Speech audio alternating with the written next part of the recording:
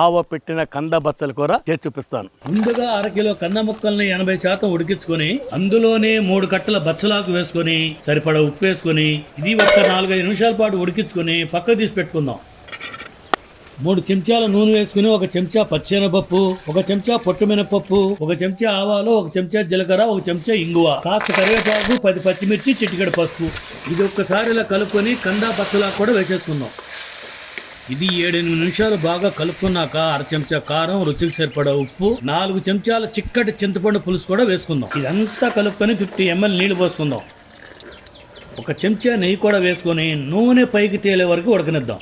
ఇక్కడతో కందా బచ్చల కూర రెడీ. దింపి పూర్తిగా చల్లారబెట్టున్న తర్వాత చెంచాన్నర ఆవుపిండి చేతితోనే బాగా కలుపుకోవాలండి, గుర్తుంచుకోండి. ఇంతేనండి, ఎంతో రుచికరమైన కందా బచ్చల కూర రెడీ. ఇలా ముద్ద చేసుకుని సూపర్ అండి.